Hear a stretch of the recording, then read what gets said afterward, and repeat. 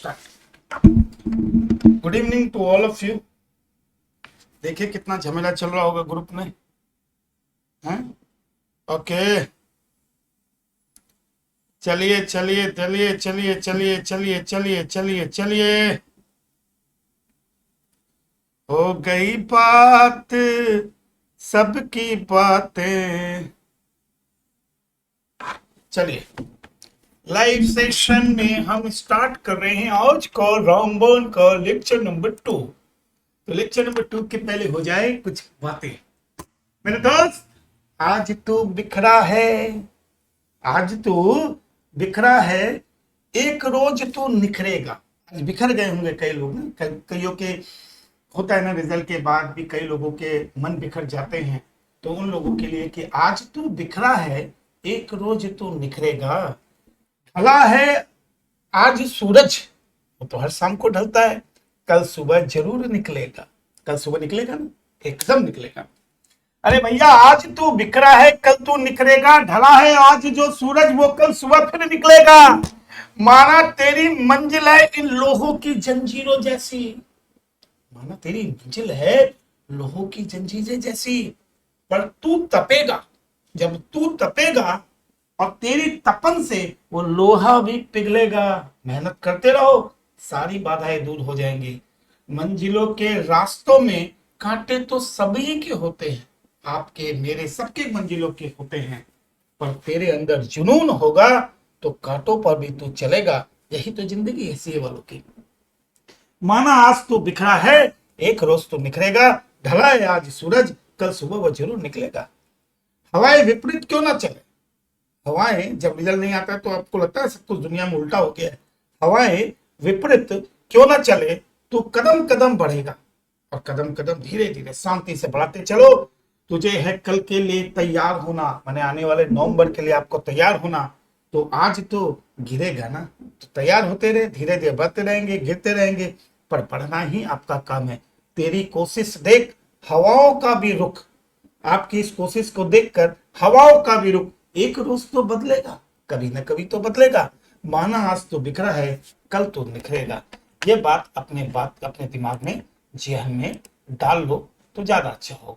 मैं अभी से आपको बोल रहा हूं, ये चैट रूम है, चैट रूम में मैं पहुंच गया। अब मैं यहां आ गया, ओबीएस में आ गया। चलिए स्टार्ट। ए भैया, ये बार बार ये चैट रूम वाला लफड़ा बहुत है इसमें। ये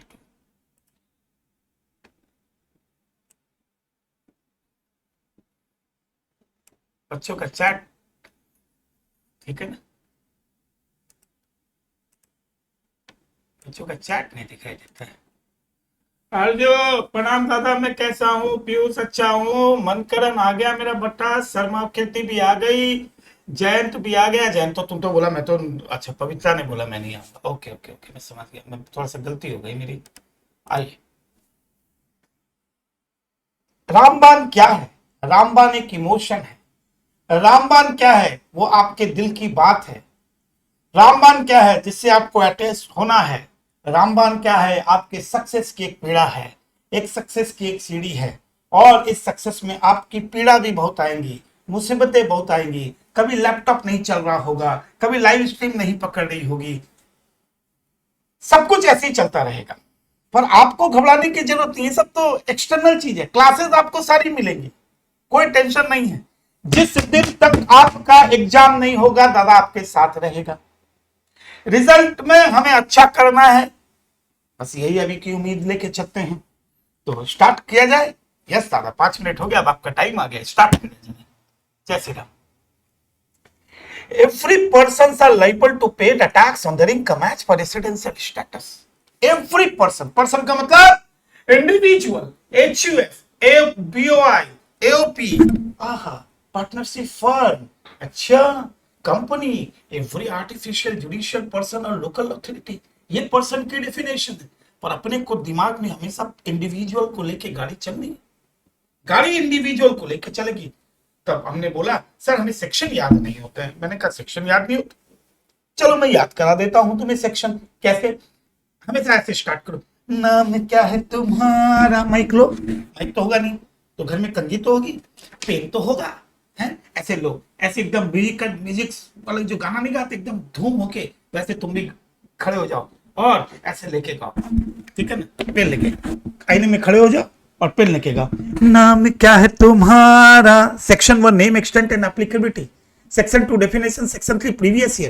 Previous year is the year in which income accrue, and next year we are liable to pay the tax in the next year, so we have to assess the income in the next year. That is called assessment year. Right now, previous year 22-23, Finance Act 2022, assessment year is 23-24. पूरा assessment year मिलेगा? No. As per Section 139, subsection 1, the every assessee is required to file a return of income on or before the due date as specified. That is October and July. October for every company or any other assessee whose books account being audited by chartered accountant. July or any other assessee. Okay, and July for बचे कुछ लोगों के लिए. If he fails to pay, file the return on or before the due date as specified under Section 139, subsection 1, the assessee is required to pay interest under Section 234A at the rate of 1% per month or a part of the month plus fine under Section 234F. What is the fine? Quantum of fine flat 5,000। पर अगर आपकी net income 5 lakh और 5 लाख से कम है तो 1,000 रुपये आपको fine देनी है। अच्छा सर, तो फिर उसके बाद दे दो।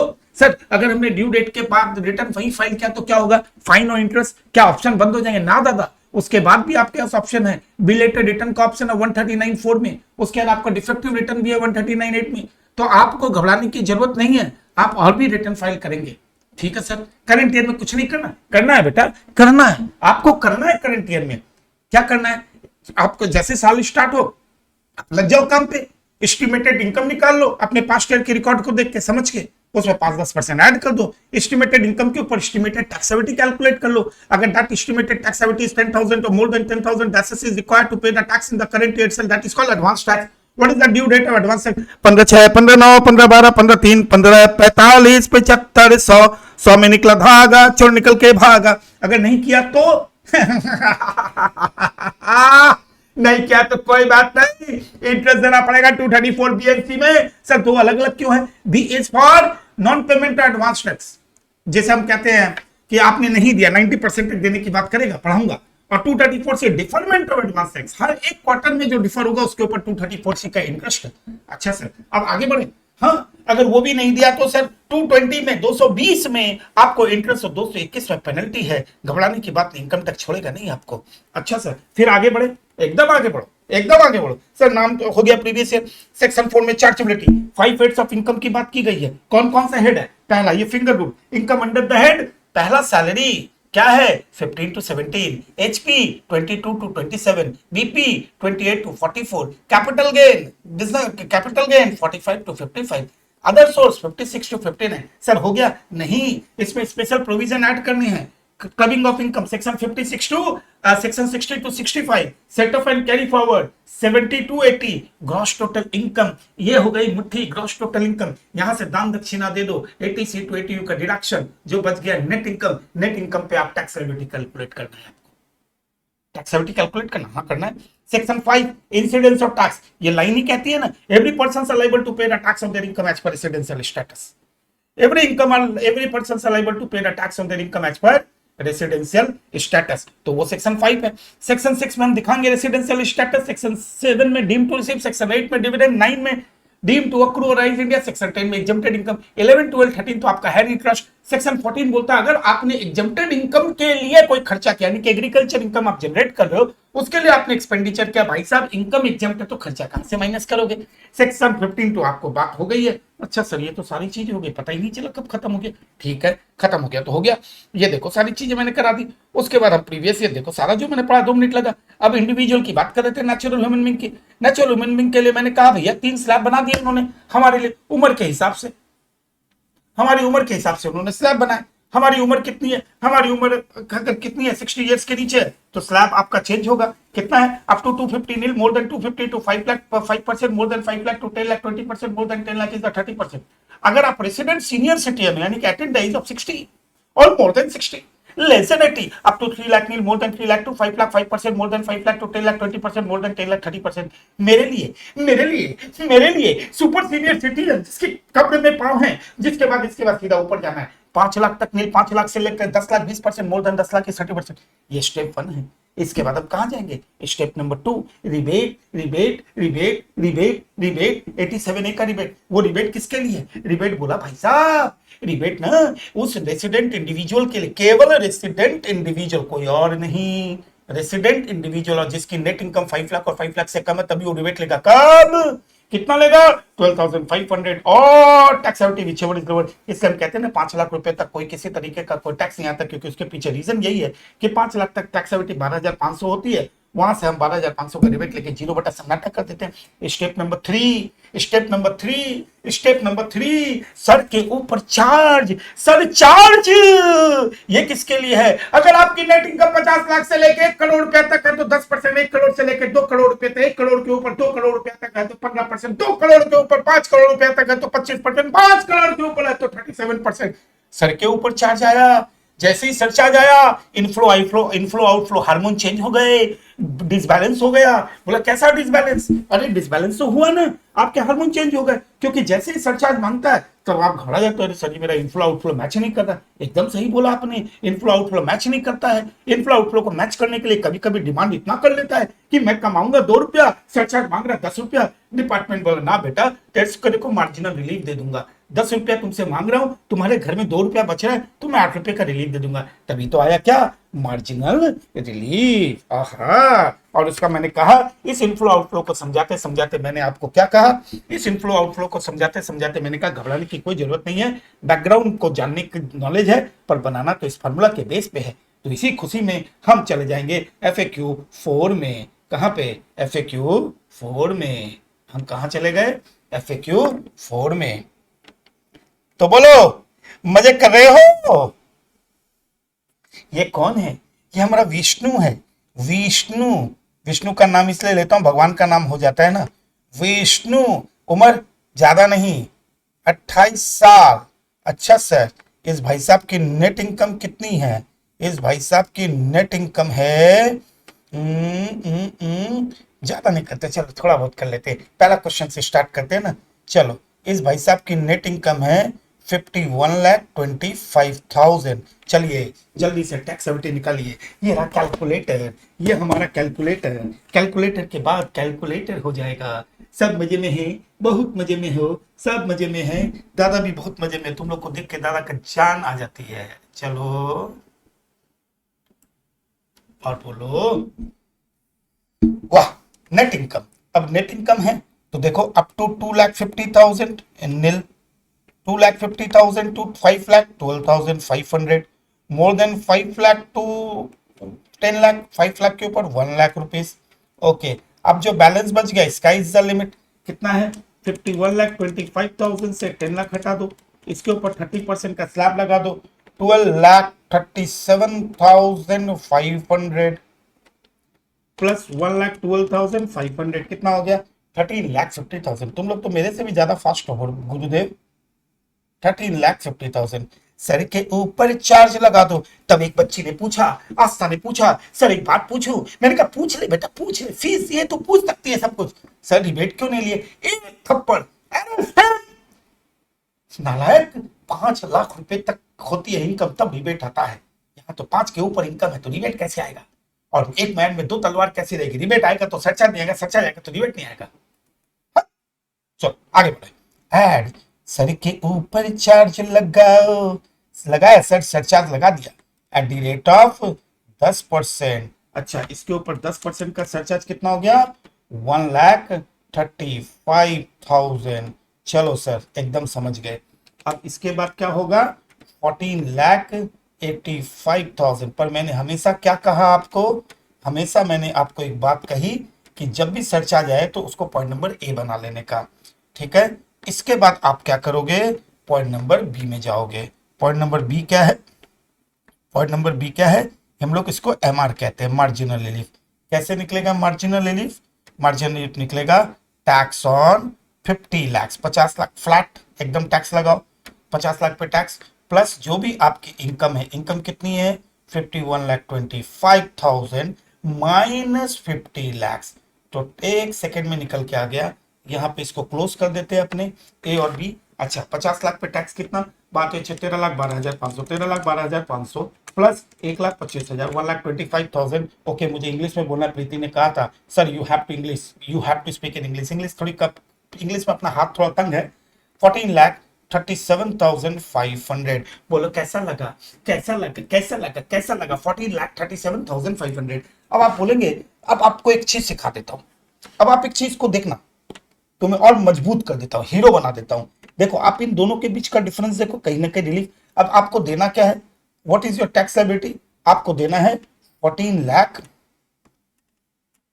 विच एवर इज लोअर, तो 14,37,500। अब आप बोलेंगे सर 14,85,000, इन दोनों के बीच का डिफरेंस कितना है? क्या कहीं ना कहीं आपको नहीं लगता है द मार्जिनल रिलीफ इज 47,500? बोला yes sir, marginal relief is 47,500। कैसे आया ये भी मैं दिखा दूं, सिखा दूं, क्योंकि एक ही बार लास्ट सिखाऊंगा, इसके बाद नहीं सिखाऊंगा। देखो सिखाता हूं। आपकी इनकम अगर 50 लाख होती तो आपका टैक्स कितना होता? सर 50 लाख होती तो मेरा टैक्स होता 40 पे 12 लाख, 13,12,500, 13,12,500। और एक्स्ट्रा आपने कितना कमाया? 1,25,000। 125 पे भी तो 30% का स्लैब में जाएंगे, क्योंकि 51 है। तो 1,25,000 के ऊपर 30% का स्लैब आपने दिया तो आपका 37,500। यानी कि आपका इनकम कितना हो गया, आपका टैक्स कितना हो गया? सर मेरा टैक्स हो गया 13,12,500। यस सर, 13,50,000 मेरा टैक्स है। ऐसा क्यों किया सर आपने? मैं बता रहा हूं। यानी कि आपने कितना एक्स्ट्रा कमाया? 125। उसमें से how much you paid the government as a extra? 37,500। अब आप खुद सोच के देखो, यू अर्न 125, 37,500 कितना हुआ? 87,500 हुआ ना? सही बोल रहा हूं? अब बताओ।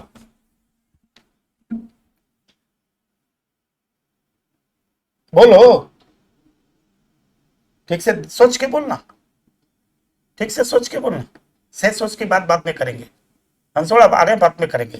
आप ये सोचो 125 आपके एक्स्ट्रा इनकम, उसमें से 37,500 आपने सरकार को दे दिया। आपके पास कितना बचा? 87,500 इनफ्लो। सरकार आपसे कितना मांग रही है? 135 आपसे एक्स्ट्रा मांग रही है। पर आपने कहा सर मेरे पास तो 87,500 ही बचा हुआ है, माइनस। तो सरकार ने कहा डोंट वरी, लो 47,500 जो हम आपसे एक्स्ट्रा मांग रहे हैं वो आप रिलीफ में लेके चले जाओ। ये देखो रिलीफ।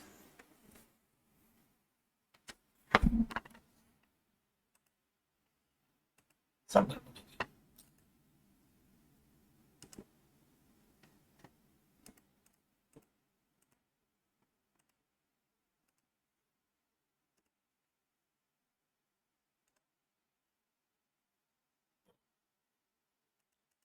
किसी को कोई दिक्कत?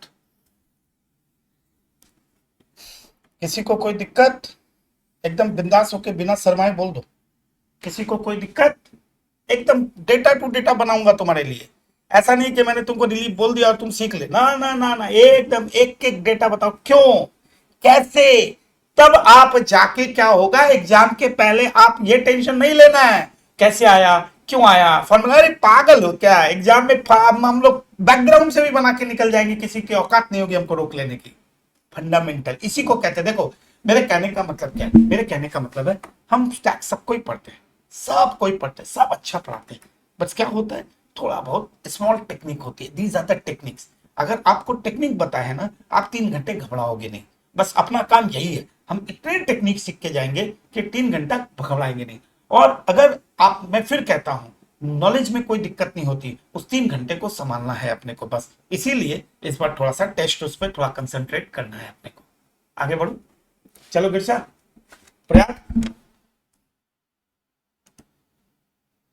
आरजी दोबारा बताऊं? नहीं, ये एग्जाम के लिए नहीं है, this is not for exam. अगर मैंने कहा ये एग्जाम के लिए नहीं है, नहीं, this is not exam. Exam के लिए बच्चा इतना सही है, ये निकाल लेना, टैक्स ऑन डेज डेज। अर्जु क्या बताऊं बेटा, बोल फिर से बता। कुछ नहीं शो करना है एग्जाम में, कुछ नहीं शो करना है एग्जाम में, बस इतना सीधा लिखना है, दोनों में से जो लोअर होगा वही आपको देना है। अर्जु क्लियर है क्या बेटा? ये एग्जाम के लिए नहीं, ये तो आपकी नॉलेज के लिए। आपको ये नहीं जानना चाहिए कि दोनों के बीच का गैप कहां गया, क्यों ये गैप आया। क्या ये आपका राइट नहीं बनता है जो स्टूडेंट, खाली मेरा राइट बनता है कि मैं टीचर हूं तो मुझे पता होना चाहिए। ये तो आपका भी राइट बनता है ना कि ये क्या गैप कहां है, ये गैप यही है। एक सेकेंड, आर्ज कुछ पूछ रही है। अच्छा फिर से बता देता आर्ज, ध्यान से सुनना आर्ज, ध्यान से सुन, ध्यान से सुन। आपकी इनकम कितनी है आर्ज बेटा? 51,25,000। मैंने दो सेग्रीगेशन के क्यों किए? क्योंकि 50 लाख तक तो कोई सरचार्ज है नहीं, 50 लाख पर taxes 13,12,500। And then extra income आपने कितनी कमाई? 1,25,000, 125 पे तो इतना टैक्स तो देना ही पड़ेगा। That means your tax is this. अगर आप ध्यान से देखो तो ये और ये में मैच कर रहा है, इसमें दोनों में कोई अंतर नहीं है। हमने थोड़ा सेग्रीगेशन क्यों किया, इसके पीछे लॉजिक क्या है? How much you extra earn? 1,25,000, और उसके ऊपर आपने टैक्स कितना दे दिया? 37,500। तो आपके घर में इनफ्लो कितना है आरजू बेटा? आपके घर में इनफ्लो कितना है? आपको लग रहा है कि आपने एक्स्ट्रा 125 कमाया, पर आपने तो टैक्स भी दे दिया ना सरकार को, तो आपके घर में इनफ्लो 87 है। सरकार आपसे कितना सरचार्ज मांग रही है? 135। घर में आ रहे 87, सरकार मांग रहे 135। ये तो बहुत ना इंसाफी है जी। तो मैंने कहा सरकार गलत है, तो सरकार ने कहा अच्छा आपने कितना एक्स्ट्रा कमाया, आपने आपका कितना सरचार्ज है? 135। आपके घर में कितना इनफ्लो है? 87,500 आफ्टर पेमेंट ऑफ टैक्स। तो this amount is extra amount the government is charging. इसी को अपने बोलते हैं रिलीफ। ये रिलीफ है। इसी को अपने आर्जू क्या बोलते हैं बेटा? रिलीफ। इसी को अपने बोलते हैं रिलीफ। ठीक है बच्चा, ये रिलीफ निकल गया। तो ये क्या हम एग्जाम में बनाएंगे? एकदम नहीं, एग्जाम में एकदम नहीं। यस यस यस यस तेजस्वी, एकदम नहीं। एग्जाम में क्या बनेंगे? चिंटू वाला tax on 50 lakh plus income minus this. अपने आप आ जाएगा, आपको कुछ करने की जरूरत ही नहीं है बेटा। ठीक है ना? ये हो गया FAQ 4। कुछ भी करने की जरूरत नहीं है। लव यू बोलो, क्लियर फ्लेयर बोल के भगा दूंगा सबको यहां से।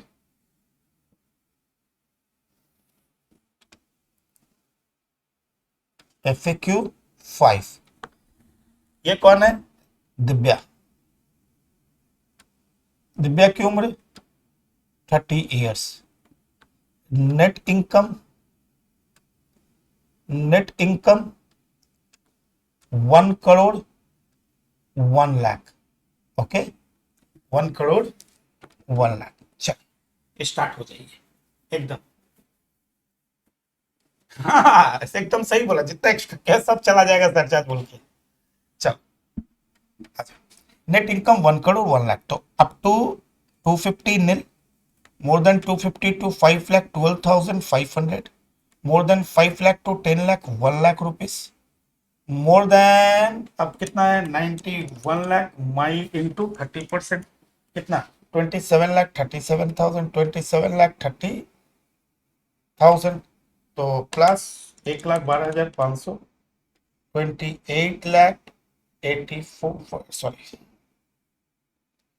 28,42,500, 28,42,500। अब सरचार्ज कितना? ऐड सर के ऊपर चार्ज लगा दो। सरचार्ज कितना? सरचार्ज कितना? 15% दादा। 15% इंटू 15% का सरचार्ज लगा दिए।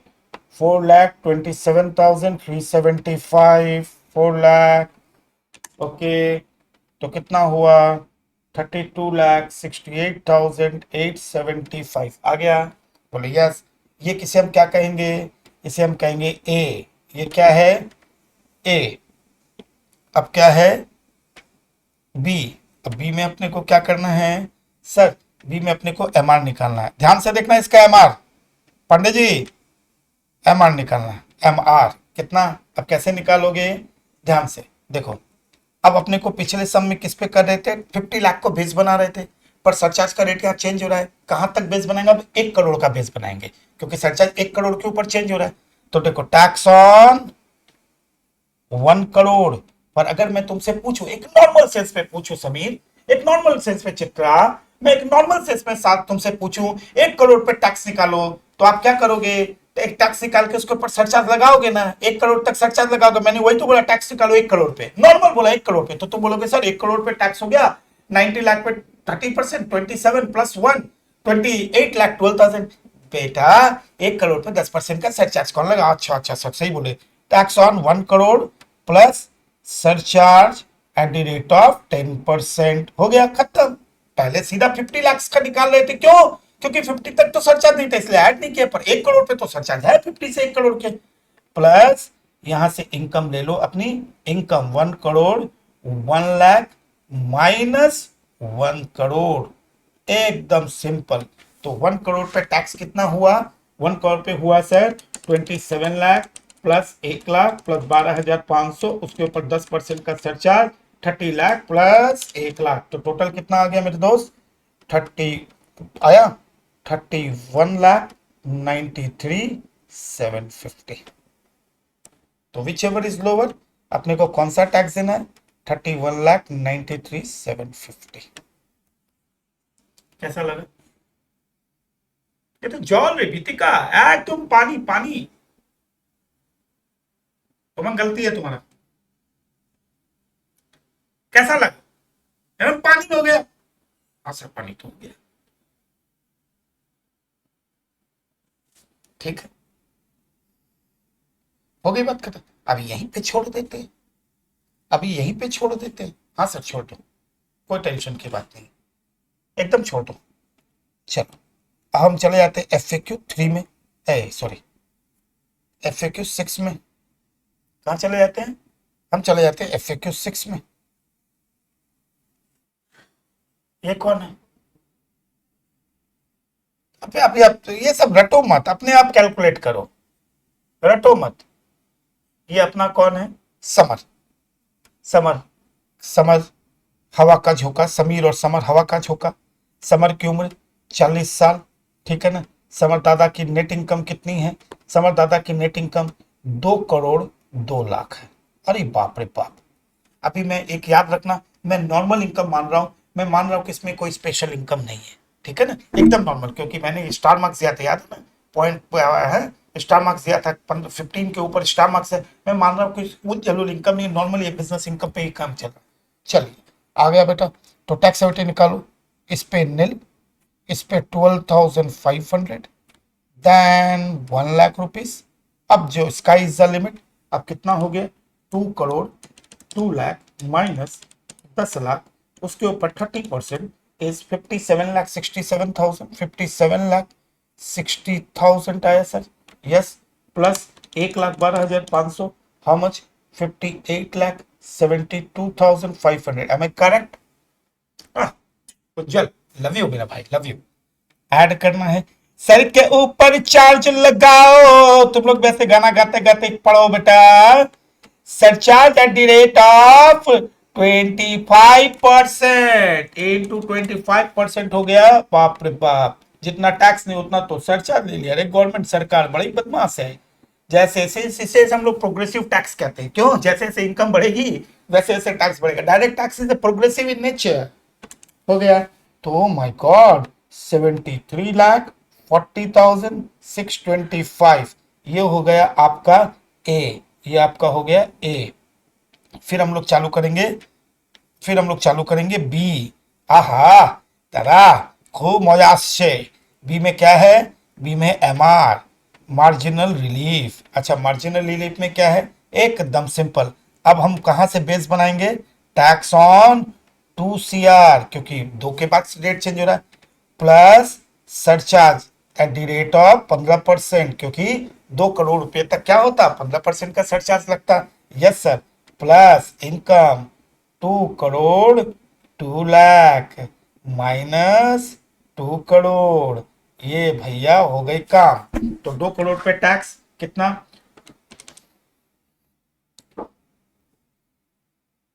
2 करोड़ में से आप 10 लाख हटा दो, उसके ऊपर 30% 57 प्लस 1,12,500 5812, उसके ऊपर 15% का सरचार्ज इतना, प्लस दोनों के बीच का डिफरेंस इतना, तो कितना आया 68,84,375, 68,84,000। तो अब सरकार को कितना देना है सर, 68,84,375। बात को समझना, पिछले साल 1 करोड़ था तो मैंने टैक्स सरचार्ज दिया 10, क्योंकि 50 to 1 करोड़ 10%। अब मैंने 2 करोड़ का बेस बनाया है 2 करोड़, तो 2 करोड़ और 2 करोड़ की इनकम होगी तो सरचार्ज 15% ही लगेगा। आप बोलो कैसा लग रहा है, everybody is clear, everybody is clear, I hope कि दिमाग में जो एक सरचार्ज को लेके, मार्जिनल रिलीफ को लेके फोबिया होता है बच्चों का, वो तो नहीं है ना। एमआर उमर छोड़ दे, हजार बेटा, उस कोई टेंशन नहीं। चल सर, सब कुछ कराए, एक सम और करा दो। अब कई सोच बोल देंगे, कई लोग बोलेंगे सर, कई लोग बोलेंगे सर रेगुलर में तो आपने इतना नहीं कराया था, आपने तो 2 क्वेश्चन करा के छोड़ दिया था। अरे भैया ये रामबान है, फाइनल फुल एंड फाइनल चलेगा ये। FAQ 7। ये कौन है? अपना अनीस भाई है। अनीस भाई है। अनीस भाई की उम्र नहीं बताऊंगा मैं, वो गुस्सा हो गया था पिछली बार भी, उसकी उम्र बता दिया तो उसने कुछ सर जी ऐसी उम्र बताते हुए शादी नहीं हुई अभी तक। ठीक है। नेट इनकम कितनी? 5 करोड़ 3 लाख। ओ my God, 5 crore 3 lakh income. कब कब ही आ रही है मुझे, कब कब ही आ रही है। हाँ हाँ, आएगा आएगा, अभी तो इनकम बताया नहीं ना मुझ भाई। इनकम बताऊंगा तभी तो बताऊंगा, अभी इसके बाद इनकम में आऊंगा ना। धीरे सब्र कर, सब्र कर। तू मेरा स्टूडेंट है, मैं तेरा दादा हूं। तो दादा मतलब दादा दोनों तरीके से है, सब कुछ कराऊंगा, सब्र कर। हाँ जावेद भाई। चल मनकरण, ये आ जाओ। ये देखो, नील। और ज्यादा करेगा, ज्यादा उलझुल क्वेश्चन पूछेगा। अच्छा कोई बात नहीं चांदनी, आ जाओ। एक बात सुन ले, जो ज्यादा क्लास पूछ लेगा, मैंने पुलिस लगा के रखी है, बहुत सारी पुलिस है क्लास में, पहले बता देता हूँ। सबको अरेस्ट बोल दूंगा, अरेस्ट कर लेगा तुम्हारा। जैसे तुमको अरेस्ट बोलूंगा वैसे तुम्हारी स्क्रीन ब्लैंक हो जाएगा, फिर 15 मिनट तक स्क्रीन में कुछ नहीं आएगा। ठीक है समझ आया? याद रखियो, मैं पहले बता देता हूँ। हाँ, इनकाउंटर हो जाएगा, ब्लैक स्क्रीन हो जाएगी सब, इससे संभल के रहना क्लास में। आ जाओ। 1 मिनट बैक स्लाइस। अरे बच्चा, इतना धीरे? आ जाओ, आ जाओ।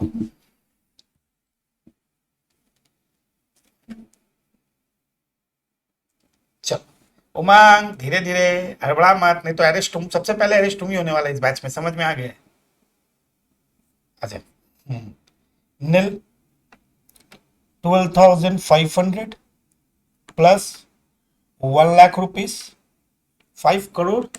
बाप रे, इतना बड़ा अमाउंट देख के ना थोड़ा सा वो हो जाता है यार।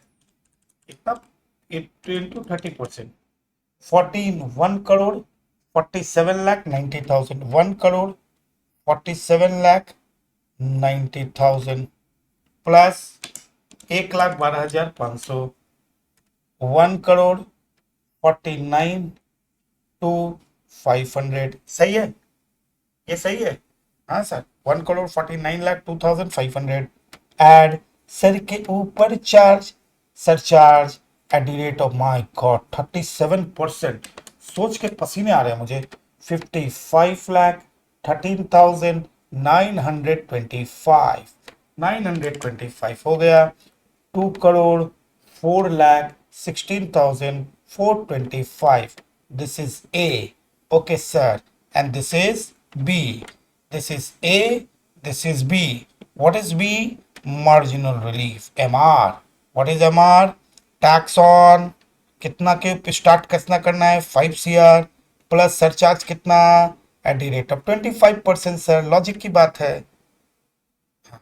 ठीक है।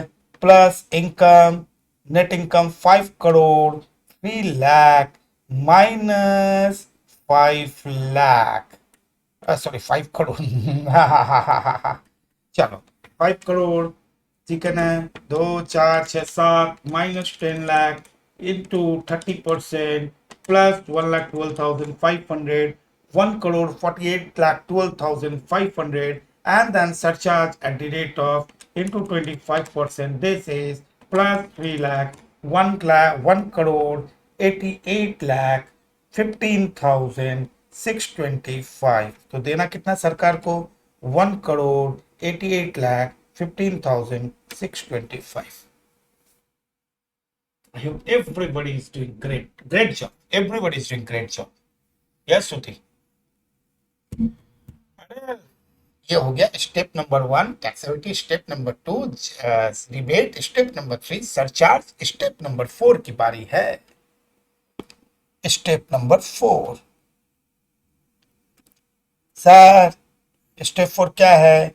कुछ नहीं बेटा, step four education cess and health cess है एट द रेट ऑफ 4%। अच्छे 4%। अच्छा कैसे है सर, मैं इसका कैलकुलेशन दिखाता हूं तुमको, ठीक है ना। इन दोनों का कैलकुलेशन भी सीखो, नॉलेज होनी चाहिए, ठीक है ना। ये है, एक है इसमें एडुकेशन सेस, एक है education cess at the rate of 2%, एक है इसमें secondary higher education cess at the rate of 1%, ठीक है ना। और हेल्थ सेस है इसमें 1%, टोटल हो गया 4%। ऐसे निकला हुआ है। ये सेस वर्ड यूज किया गया है, कौन सा वर्ड यूज किया इन्होंने, इन्होंने वर्ड यूज किया सेस। सेस क्या होता है, cess is special levy. Cess क्या होती है, एक स्पेशल लेवी होती है जो केवल उसी पर्पस में यूज होती है, बाकी कहीं नहीं जाएगी। यानी कि when we collect, government collect the education cess, government collect secondary higher education cess, that means this amount is only going to utilize for the education and this is for secondary higher education and this is health cess, only health के लिए होगा और किसी चीज के लिए नहीं होगा। जब मैं एक वर्ड कहता हूं, एक वर्ड आता है टैक्स, एक वर्ड आता है जैसे एक्साइज ड्यूटी, कस्टम ड्यूटी। जब मैं वर्ड यूज करता हूं टैक्स, टैक्स का मतलब होता है ऑन पर्सन, इससे तो डायरेक्ट टैक्स है ना। ऑन डायरेक्ट टैक्स का मतलब क्या, सीधा आपसे लिया जाता है। जब मैं ड्यूटी वर्ड का बात करता हूं तो ड्यूटी का मतलब होता है ऑन प्रोडक्ट, जैसे एक्साइज ड्यूटी जो होती है वो प्रोडक्ट के ऊपर होती है, कस्टम ड्यूटी जो इंपोर्ट करते हैं, तब आपके मन में आएगा सर जीएसटी भी तो है ना, तो जीएसटी है तो goods and service tax, goods तो ठीक है पर सर्विसेज वर्ड उसमें यूज होगा और सर्विसेज तो हम ही देते हैं, इसलिए उन्होंने क्या कहा, उसका नाम रख दिया गुड्स एंड सर्विस टैक्स। तो सेस स्पेशल लेवी होता है, टैक्स और ड्यूटी नॉर्मल होता है, ये कहीं भी यूज होता है पर ये स्पेशल लेवी होता है। आई थिंक छोटी मोटी बातें हैं, आप सब हीरो इसमें, मैं तो बेकार में आपका टाइम पास कर रहा हूँ, कोई बात नहीं। 4%। ये कब लगता है, अब मैं तुम्हें दिखाता हूँ ये कब लगता है। ये सेस कब लगता है, स्टेप 4 है, यानी कि सबसे लास्ट में लगता है। तो मैं सीधा जा रहा हूँ कहाँ, FAQ 1 में। अच्छा सर FAQ 1 में क्या करने जा रहे हो, मेरा मन हो गया FAQ 1 में। ये देखो FAQ 1 कितना था, 45,20,000। FAQ 1 का मतलब ना तो इसमें रिबेट है ना इसमें सरचार्ज है, यही आपका टैक्स है। बस आप सीधा ना स्टेप 2 आएगा ना स्टेप 3 आएगा, सीधा स्टेप 4 आएगा। Health cess and education cess at the rate of 4%। तो देखो 11,68,500 के ऊपर 4%, 46,740, 46,740। तो इसको अपने क्या बोलेंगे, इसको अपने बोलते हैं 12,15,240। इसे कहते हैं टैक्स पेबल। ये क्या बोलते हैं इसको, टैक्स पेबल। और इस टैक्स पेबल से क्या आएगा, टैक्स पेबल से आएगा less tax deducted at source TDS, और टैक्स डिडक्टेड सोर्स हो गया, TCS का पे बेनिफिट हो गया अगर वो कटा TDS TCS, ठीक है ना। एडवांस टैक्स आपने जो दिया वो सारी चीजें माइनस कर देना है इसका, फाइनली इस यहां से माइनस करने के बाद जो बचेगा उसको नाम दे दो, नाम क्या है तुम्हारा, उसे हम कहते हैं नेट टैक्स पेबल। क्या बोलते हैं उसे, नेट टैक्स पेबल। अब बताओ हीरो बन गए, हीरो बन गए। तो ये वाला लाइन में भी कई बार बच्चों को प्रॉब्लम। तो जब स्टेप 1 2 3 4 कर लोगे, पहले टैक्स एविटी निकालोगे, फिर रिबेट होगा तो रिबेट लो, या सरचार्ज है तो सरचार्ज लो मार्जिनली, उसके बाद उस पर हेल्थ सेस लगा तो उसे बोलेंगे टैक्स पेबल। और जब टैक्स पेबल आप निकाल लोगे तो अब जो बचेगा वहां से एडवांस टैक्स TDS, जो भी आपने एडवांस टैक्स दे दिया, जो टैक्स कट गया वो बच गया आपका नेट टैक्स पेबल, सरकार को यही देना है। बोलिए। और जो इंटरेस्ट का कैलकुलेशन 234A B C सब ये नेट टैक्स पेबल पे होता है, नेट पे। जीएसटी में भी जब आप इंटरेस्ट का कैलकुलेशन करते हो सेक्शन 50 में, वो भी नेट पे होता है कि जीएसटी कलेक्टेड लेस आईटीसी का बेनिफिट लेने का जो बचता है उसके ऊपर इंटरेस्ट का कैलकुलेशन होता है। और बोलो। तो यहां पे भी इस सब में FAQ 2 में भी था, FAQ 2 में भी अपने पास क्या था, आपने FAQ 2 में भी अपने पास health cess and education cess था। Health cess and education cess at the rate of 4%। यहाँ था नहीं, यहाँ था नहीं, यहाँ था नहीं, तो 72,500 इंटू 4%, 2,900 का सेस आ गया। ठीक है ना, हो गई बात खत्म। हा। अच्छा प्रॉब्लम नंबर 3 में हमारा कितना आया था, 14,12,500। उसमें आप ऐड कर दो health cess and education cess at the rate of 4%। 14,12,500 into 4% कितना हो गया, 56,500 आया। उसके बाद टोटल हो गया 14,69,000 इज अ टोटल। बोलो okay sir, 14,69,000 is a total. हा। चलिए, इसके बाद इस दोनों में लोअर क्या था 1437। यहाँ पे भी आपको क्या करना है, FAQ 4 में भी health cess and education cess लगा देना है at the rate of 4%। 14,37,500 into 4% कितना हुआ 57,500 आ गया अपना 57,500। That means 14,95,000 is your surcharge. Okay बेटा, ये हो गया अपना ये। फिर हम कहाँ गए, 31,93,750 में गए। ऐड किए हम health cess and education cess at the rate of 4%। 31,93,750 उसके ऊपर 4% 1,27,710। अब ये कितना आ गया सर, ये आ गया 33,20,460 के करीब after payment of SS। Okay ठीक है, 3320 हो गई बात खत्म। इसमें से कितना आया, ये आया सर। इसमें अपने को क्या करना है, ओहो तुम कहां से आ गए, ऐड कर देना है। क्या ऐड करना है, add health cess and education cess at the rate of 4%। तो कितना हो गया 68,84,375 के ऊपर 4% 275,375 हो गया टोटल। अब आप सोचेंगे कि दादा क्या कर रहे हैं, दादा कोई चीज़ छोटे नहीं है, दादा सब कुछ कराते हैं, यदि आपको कोई टेंशन नहीं है। ठीक है, अब इसमें कितना आ गया, इसमें हेल्थ सेस एंड एजुकेशन से सारा का सारा सिस्टम मैंने सिखा दिया। Health cess and education cess at the rate of 4%। तो 1,88,15,625 के ऊपर 4% का गेम चला गया, तो 752625। That's all. Everyone is clear? Yes sir clear. अब क्या बचे, तो step 1, step 2, step 3, step 4 marginal सब खत्म। अब कहानी में ट्विस्ट आएगा। अब तैयार हो जाओ, अब तो तैयार हैं, अब तैयार हैं। हो गया, अब आपका ट्विस्ट हो गया। कैसे ट्विस्ट होगा देखो। सबसे पहले अपने को यह समझना है कि जब मैं बात करता हूं इनकम की, तो हम क्या बात करते हैं, इनकम, हेड्स ऑफ इनकम की बात करते हैं कि हेड्स ऑफ इनकम सेक्शन 4 में हेड्स ऑफ इनकम है। बोले yes sir heads of income है। चार्जेबिलिटी तो वहीं से निकल के आई ना, हाँ सर वहां से निकल के आई। तो जब हम हेड्स ऑफ इनकम की बात करते हैं तो हमें पता चलता है कि 1 2 3 4 और 5 ये हेड्स ऑफ इनकम है। बोले यस सर। पहला हेड क्या है, पहले हेड को हम लोग कैसे बोलेंगे, हम लोग इसको ऐसे बोलते हैं इनकम अंडर द हेड। अपने पहले हेड को क्या बोलते हैं, income under the head salary. दूसरे को क्या बोलते हैं, हाउस प्रॉपर्टी। दूसरे इनकम को हम लोग क्या बोलते हैं, हाउस प्रॉपर्टी। ठीक है ना। तीसरे को क्या बोलते हैं, बिजनेस और प्रोफेशन। बिजनेस और प्रोफेशन, अच्छा सर बिजनेस और प्रोफेशन। चौथे को क्या बोलते हैं हम लोग, कैपिटल गेन, कैपिटल गेन। और पांचवे को क्या बोलते हैं, अदर सोर्स। अच्छा सर, अदर सोर्स। तैयार हो गए, यस सर अदर सोर्स। आइए, ये कहां से कहां चलती है गाड़ी सर, इसकी गाड़ी जो है 15 to 17 तक है, इसकी गाड़ी 22 to 27 है, इसकी गाड़ी 28 to 44 है, इसकी गाड़ी 45 to 55 है, इसकी गाड़ी 56 to 59 है। ये आ गया। अब तुमसे पूछा गया कि सैलरी इनकम कब होती है, तो आप बोलेंगे जो रिलेशनशिप होगा, ज्यादा मैं दिमाग नहीं लगाऊंगा अभी इसमें सब चीजों में। आप रिलेशनशिप जो होगा, किसके बीच में रिलेशनशिप होगा दोस्त, ठीक है ना। रिलेशनशिप किसके किसके बीच में, एक होता है पेयर और एक होता है पेई। पेयर मतलब देने वाला, तो पेयर यहां पे कौन है, इंप्लॉयर, और पेई यहां पे कौन है, इंप्लॉय। यानी कि देने और लेने वाले के बीच का जो रिश्ता होगा वो किसका होगा, इंप्लॉयर एंड इंप्लॉय का रिश्ता होगा, तब इनकम अंडर दैट सैलरी। अच्छा, ये तो चिंटू है सर, एकदम चिंटू है। यहां पे भी रिलेशनशिप की बात की गई है। रिलेशनशिप किसके किसके बीच में, रिलेशनशिप एक होगा पेयर और एक होगा पेई। यस सर, होना ही पड़ेगा एक पेयर और एक पेई। इसमें जो पेयर होगा वो होगा टेनेंट, टेनेंट, ठीक है सर। और जो पेई होगा वो होगा लैंडलॉर्ड,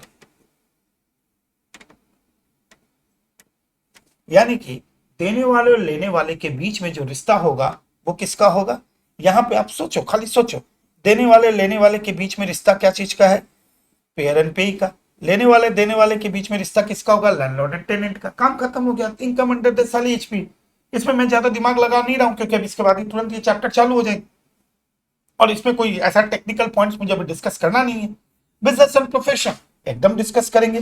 बिजनेस एंड प्रोफेशन का मतलब, बिजनेस वर्ड जब आता है तो लोगों के मन में, मुझे पता है बिजनेस के वर्ड आते ही लोगों के मन में बहुत सारे उबाल आने लगते हैं, ठीक है, तो उस उबाल को दूर कर दिया जाए। बिजनेस जब मैं वर्ड यूज करता हूं तो उसको टेक्निकली समझो कि बिजनेस क्या है। बिजनेस सिंपल सा लॉजिक है, any trade, commerce, any trade commerce or manufacture. Manufacture मतलब कुछ नया बनेगा। एनी ट्रेड कॉमर्स मैन्युफैक्चर और any adventure, any adventure or concern, any adventure or concern. Any trade commerce manufacture adventure or concern. Adventure का मतलब क्या? वो बताता हूँ ना क्लास में, माउंटेन ड्यू पी के पहाड़ पे कूद जाए, ऐसा नहीं। एडवेंचर रिलेटेड टू ट्रेड, इसलिए बोलते हैं any adventure or concern. GST में भी ये बहुत अच्छे से डिफाइंड है। In relation to such trade commerce and manufacture, यानी कि जो आप एडवेंचर या कंसर्न कर रहे हो उसी ट्रेड कॉमर्स मैन्युफैक्चर से ही रिलेटेड होना चाहिए। अच्छा, अब देखो, आइदर और ईदर, ईदर और आइदर, बैंगलोर वाले बोलेंगे ईदर, हम लोग बोलेंगे either. Either carried on, either carried on with a motive, with a motive to earn profit or not। चाहे मोटिव प्रॉफिट का हो या ना हो, उससे कोई फर्क नहीं पड़ता है। देयर इज नथिंग लाइक कि प्रॉफिट ही होती है बिजनेस की, ना ना ना ना। विथ इधर carried on with a motive to earn profit or not, or any profit actually accrued or not. चाहे प्रॉफिट हो या ना हो, accrued or not. Profit is not a big factor. Profit is not. What is important? Important factor is only your trade, your commerce, your manufacture, your adventure or concern with a motive to earn profit or not a similar thing, or any profit is actually accrued or not, no matter at all। इसके बाद इन्होंने इस definition को और भी अच्छे से बनाया। क्या लिखा इन्होंने? इसी में लिखा any incidental, incidental, incidental or ancillary, incidental or ancillary, लगा हुआ और जुड़ा हुआ। इंसिडेंटल एंसिलरी का मतलब लगा हुआ और जुड़ा हुआ। Any incidental or ancillary activity in relation to, ये वर्ड बहुत इंपॉर्टेंट है। ये वर्ड तो जीएसटी में इसके ऊपर बवाल मचा हुआ है, इंसिडेंटल और एंसिलरी एक्टिविटी क्योंकि in relation to such trade commerce or manufacture adventure concern, जो भी आप मान लो, ठीक है ना। यानी कि अगर कोई लगी हुई या जुड़ी हुई एक्टिविटी भी है उस ट्रेड से, उस कॉमर्स से और उस मैन्युफैक्चर से, वो भी बिजनेस के डेफिनेशन में आएगा। इंसिडेंटल, लगा हुआ या फिर जुड़ी हुई एक्टिविटी को भी हम बिजनेस कहते हैं, ठीक है ना। Profit is not important. अब इस बिजनेस को अगर मैं ब्रेक करने जाऊं तो बिजनेस को ब्रेक करने से मुझे दो बातें निकल के आती है, एक और दो। पहली बात निकल के आती है, बिजनेस दो तरीके का होता है, एक गंदा आदमी, एक अच्छा आदमी। इसका मतलब अच्छा आदमी कौन? Non speculation, non speculation. और एक होता है गंदा आदमी, स्पेकुलेशन, ठीक है ना। स्पेकुलेशन, दो ही बिजनेस है, स्पेकुलेशन, नॉन स्पेकुलेशन। उदित जो है ना वो गंदा आदमी है, और हमारा जो अभिनव है ना, अभिनव है ना, अच्छा आदमी है। उदित को लड़की वाले देखने आए, बड़ा फेवरेट एग्जांपल है, ध्यान से सुन लेना। लड़की वाले उदित को देखने आए, गंदा आदमी। उदित को पूछा लड़की के बाबूजी, बेटा करते क्या हो? बोला सर नाम क्या है तुम्हारा? बोला उदित। अच्छा उदित मिश्रा, ओके। करते क्या हो? जब तक उदित बेचारा कुछ बोले तब तक नहीं नहीं, वो बिजनेस नहीं होगा मोहित, जुड़ी हुई एक्टिविटी नहीं होगी तो कैसे होगा? इंसिडेंट उससे लगी जुड़ी होनी चाहिए। तो इसीलिए तो क्या होता है ना, आप एक एग्जांपल देता हूँ मैं तुमको, एग्जांपल तुमने पूछा है तो इसको बाद में करता हूँ, एक एग्जांपल देता हूँ मैं, बहुत अच्छा बड़ा एग्जांपल देता हूँ कि लाइफ लॉन्ग याद रखो। ये देखो, मान लो ये रिलायंस का एक प्लांट है जामनगर, ये एग्जांपल भी याद रखना, जामनगर का। रिलायंस ने इस प्लांट में क्या किया, एक एरिया उसने ये बनाया और एक एरिया में उसने क्या किया, ढंग से समझना क्या बोलना चाह रहा हूं। एक एरिया में उसने कुछ बिल्डिंग्स बना दी, ये देखो बिल्डिंग्स बन गई, this are the certain area where buildings are there, okay. और ये जो बिल्डिंग आप देख रहे हो, इस बिल्डिंग में फ्लैट भी बन गए, ओके सर, फ्लैट भी बन गए, इस बिल्डिंग में फ्लैट बने थे। और रिलायंस ने इसको क्या किया, रिलायंस ने इस बिल्डिंग में जो फ्लैट थे उसे रेंट फ्री अकोमोडेशन बोल के अपने एम्प्लॉय को दे दिया, और आप उससे कितना ले रहे हैं, 1,000 रुपया पर मंथ ले रहे हैं। लॉजिक से सुनना, renting of property, renting of house property, renting of house property प्रति एचपी आता है, बट नहीं, this renting of this building with in the premises is incidental or ancillary activity in relation to such trade, commerce or manufacturing. In relation to, क्या चाहता है रिलायंस, मेरे factory में employee रहे, टाइम सेव होगा, टाइम मैनेजमेंट होगा, harassment कम होगा, productivity बढ़ेगी, this is called incidental or ancillary activity.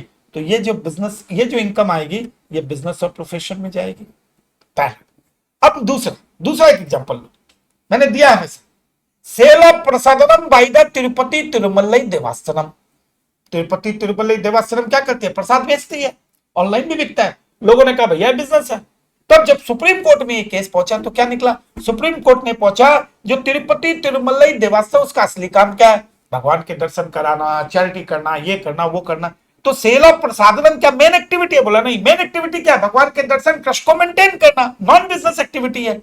तो अगर मेन एक्टिविटी जो है वो नॉन बिजनेस एक्टिविटी है तो सेल ऑफ प्रसादनम तो इंसिडेंटल एक्टिविटी है, और इंसिडेंटल एक्टिविटी तो बिजनेस नहीं हो सकती, क्योंकि जब मेन एक्टिविटी ही बिजनेस नहीं है। ऐसे समझो चीजों को, बड़े प्यार से समझो, बहुत कुछ सीखने के लिए। ऐसा नहीं है कि तुमने पढ़ लिया, मैंने पढ़ा दिया, ये जिंदगी नहीं है, बहुत कुछ है।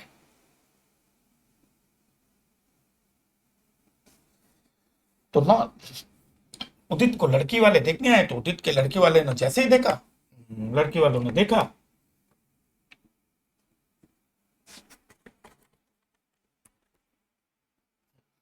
तो लड़की के बाबूजी ने पूछा कि बेटा करते क्या हो?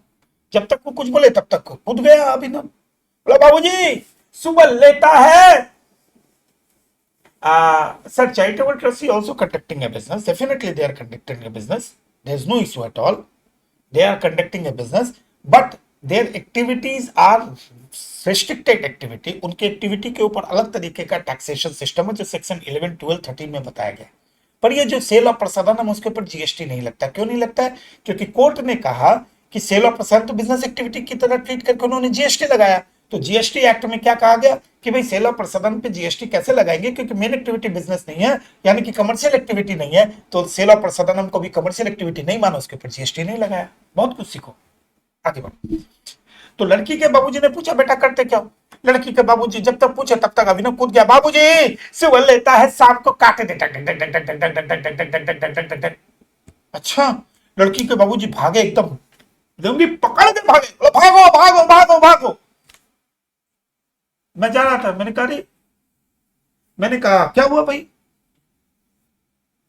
क्या हो गया, भाग क्यों रहे हो उदित को? अभिनव बोला सर दादा, उनके बाबूजी ने पूछा करते क्या है, मैंने बोल दिया सुबह लेता है शाम को काट देता। मैंने कहा क्या? बोला मैंने ऐसे बता दिया सुबह लेता है शाम को काट देता है। बोला अरे पगला, ऐसे बोलेगे तो कोई भी भाग जाएगा, लग रहा है मुर्गी उर्गी खसी उसी काट रहा है ये तो। तुम बोलना क्या चाह रहे थे? बोला ठीक ही तो बोला दादा। बोला क्यों? सुबह उदित सुबह उठता है, फोन लगाता है, फोन लगा के ब्रोकर को बोलता है 1000 रिलायंस ले लो, 1000 ले लो, 1000 ले लो, 1000 ले लो, और शाम को 3, 3:30 बजे जब मार्केट क्लोज हो बोला काट दो काट दो काट दो काट दो काट दो काट दो, ले लो काट दो, ले लो काट दो। तो मैंने वही तो बताया, ले लो काट। अरे बड़े नालायक, एक्शन देने की क्या जरूरत थी, सीधा सीधा बोल देता। शेयर मार्केट में काम करता है। सर गलती हो गई, अब गलती हो गई, इसकी शादी नहीं होगी रे बाबा। अब स्पेकुलेशन मतलब गंदा आदमी। केवल यही एक एक्टिविटी है इंट्राडे ट्रेडिंग, और स्पेकुलेशन में कोई एक्टिविटी नहीं आती। इंट्राडे ट्रेडिंग इन शेयर्स, सुबह लिया शाम को काट दिया, ये है स्पेकुलेशन, गंदा आदमी। इसको छोड़ के जितनी भी एक्टिविटी है वो अदर्स हो गया नॉन स्पेकुलेशन। खत्म, गजब, ठीक है ना। कई लोगों को कंफ्यूजन रहता है स्पेकुलेशन है तो एकदम अपने जेहन में डाल लो, स्पेकुलेशन मतलब इंट्रा डे ट्रेडिंग, सुबह लिया शाम को काट दिया, वही खाली स्पेकुलेशन है। उसको छोड़ के बाकी जो भी है वो चला गया नॉन स्पेकुलेशन में। अच्छा आदमी बोला क्यों? इसका डिस्कशन हम सेट ऑफ चैप्टर में बहुत प्यार से करेंगे, जब मैं आपको सेक्शन नंबर 72 और सेक्शन नंबर 73 पढ़ाऊंगा, तब मैं इसके बारे में सेटअप में भी डिस्कस करूंगा, गंदा आदमी और अच्छा आदमी। और बोलो भाई साहब, आईपीएल टीम प्रेडिक्ट करते हो सब विनिंग है नोज, वो विनिंग है, वो सब विनिंग है, यहां नहीं आता है। अब मुझे बता दो भाई साहब, कोई दिक्कत हो तो बताओ। ऑप्शंस एंड फ्यूचर, सब ऑप्शन फ्यूचर डेरिवेटिव्स जिसे कहते हैं put option call option future derivative arbitrage, सब नॉन स्पेकुलेशन है अनिश भाई, सब नॉन स्पेकुलेशन, सब नॉन स्पेकुलेशन है। इवन फॉरेन एक्सचेंज में भी जो सब नॉन स्पेकुलेशन में चले। अनिश भाई दादा का एक बात में बात जवान ले लो, दादा लिख दिया नहीं यहाँ पे, बस इसी पे कंजे, इसके बाद तुम्हारे मन में जो भी सवाल आए, जैसे भी सवाल आए सब यहाँ डाल देना। अच्छा कुछ नया सीखने को मिल रहा है नए बच्चों? दादा उतना अच्छा उतना नॉलेज नहीं जितना है दे सक रहा हूँ, कुछ नया मिल रहा है बेटा?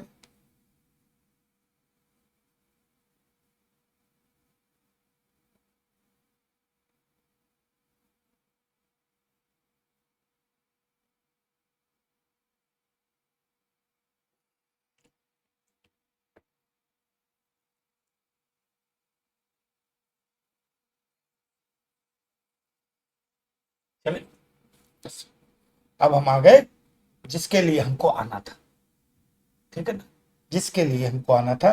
क्योंकि यहाँ पे जितने मैक्सिमम स्टूडेंट जो होते हैं यहाँ पे बहुत प्रॉब्लम में रहते हैं, मानो या नहीं मानो। बहुत कुछ मिल रहा है, थैंक यू मान्य, थैंक यू, लव यू बेटा। चलिए अब असली नॉलेज अब मिलेगी। अभी तक तो गाना गा रहे थे हम लोग बेटा, अभी तक तो हम गाना गा रहे थे। फाइनली सब एक साथ रख कर भी समझ आ रहा है। बस बस बस बस, ठीक है ना, बस बस अब बस कंसंट्रेट कर लो। 1 घंटे गुजर गए हैं बेटा, 1 घंटे की क्लास हो गई है। बताओ टाइम तो ऐसे भाग रहा है, ऐसे घोड़े घोड़े आधे घंटे हमारे पास हैं। इस आधे घंटे में हमें इस 2 चैप्टर को बहुत प्यार करते हैं, तुमको हम समझ न आएंगे, तुमको अगर आएगा आएगा आएगा, सब आएगा, अभी आएगा, आधे घंटा में पूरा आएगा, चिंता न करने का। देखो ध्यान से, ध्यान से, ज्यादा माथापच्ची नहीं करूंगा, ठीक है ना, मेन चैप्टर में करूंगा। अभी मेन काम के काम रखो। जब हम कैपिटल गेन चैप्टर में आते हैं,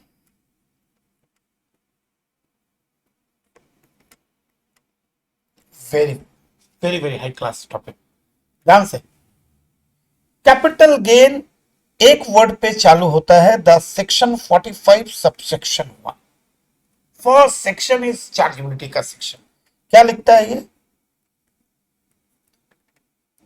एनी प्रॉफिट और गेन, एनी प्रॉफिट और gain arising from, I will not ask anything, just note down start कर लेना, सब कुछ अपने अपने लिखते लिखते सब समझ में आ जाएगा। एनी प्रॉफिट और gain arising from transfer of capital asset is capital gain.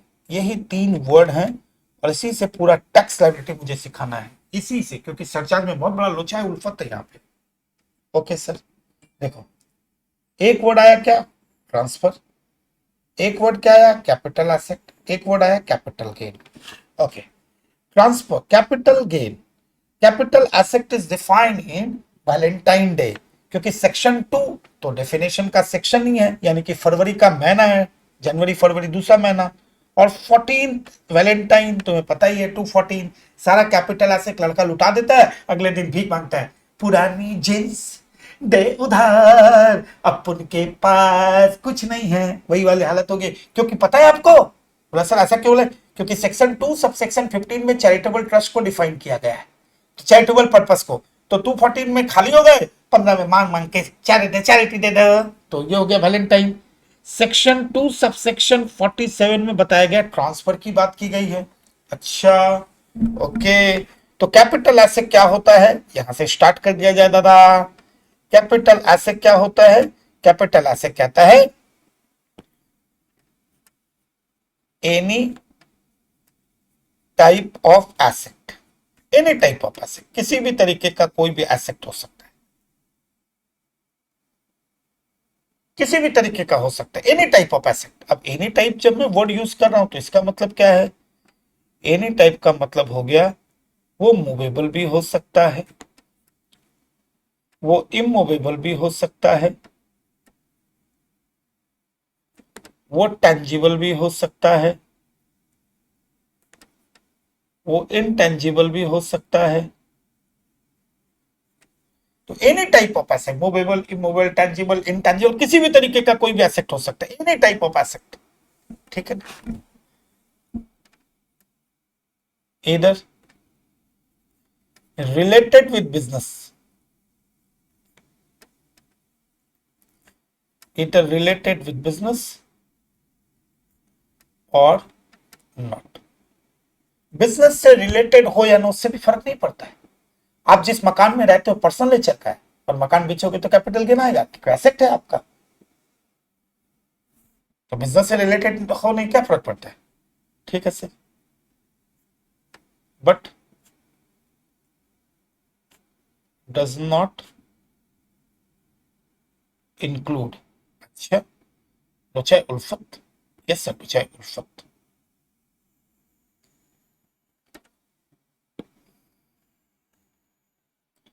does not include stock in trade, does not include rural agriculture land, personal effect, okay. तो डज नॉट इंक्लूड में क्या क्या डाला इन्होंने, बोला does not include stock in trade. क्यों भाई, reason क्या है, क्योंकि लॉजिक है, स्टॉक इन ट्रेड बेचोगे तो बिजनेस ऑन प्रोफेशन इनकम होगी, कैपिटल गेन क्या होगा, नाम एसेट है पर है तो स्टॉक इन ट्रेड। दूसरा rural agriculture land, rural agriculture land, rural agriculture land. अभी कई लोगों की हवा निकलने वाली है, तो वेरी वेरी सीरियस, ठीक है, कई लोगों की हवा निकलने वाली है, अभी बहुत कुछ सीखने वाले हो नया। ऐसा कई लोग होंगे जिन्होंने आज तक जो चीज नहीं सुनी होगी, आज वो तुम सुनने वाले हो, तो भी तैयार रहना भैया और बताना मैं सही बोला कि नहीं। रूरल एग्रीकल्चर लैंड, ये जो रूरल एग्रीकल्चर लैंड है, लैंड होगी, एक अर्बन होगी, एक रूरल होगी, वो एरिया वाइज है, 2 किलोमीटर, 6 किलोमीटर, 8 किलोमीटर के बाहर पॉपुलेशन के बेस, ठीक है, सिखाई दूंगा। तीसरा बोलता है पर्सनल इफेक्ट,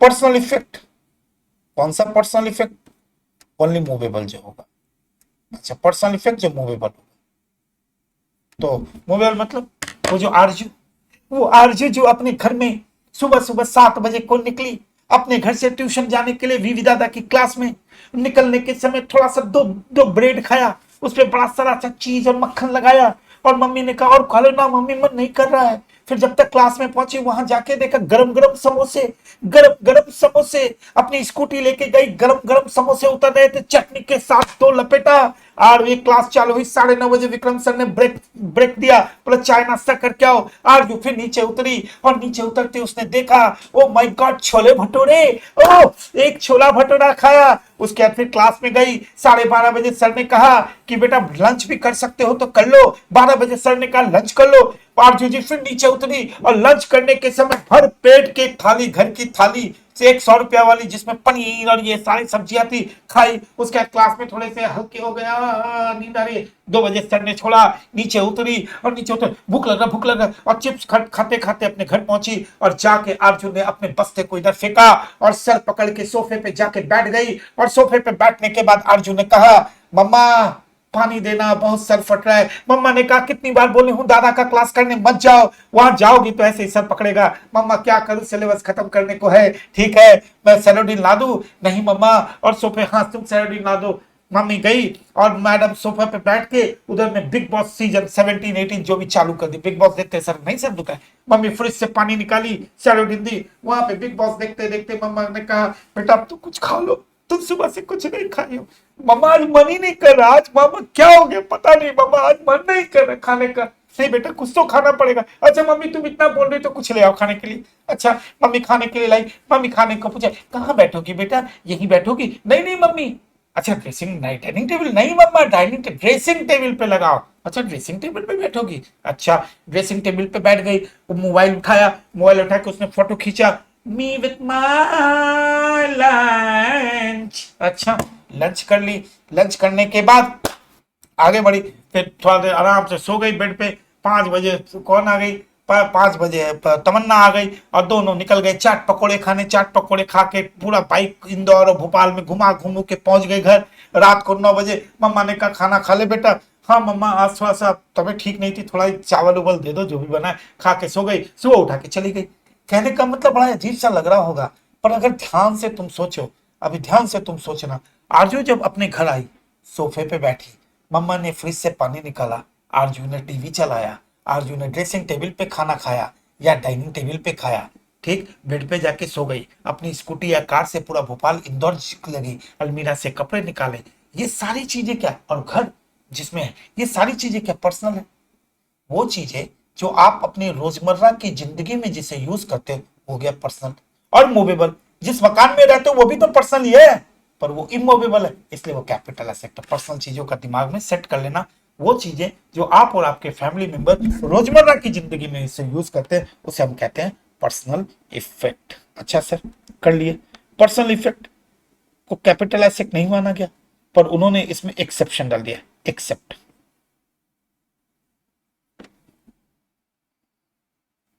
ठीक है ना, एक्सेप्ट।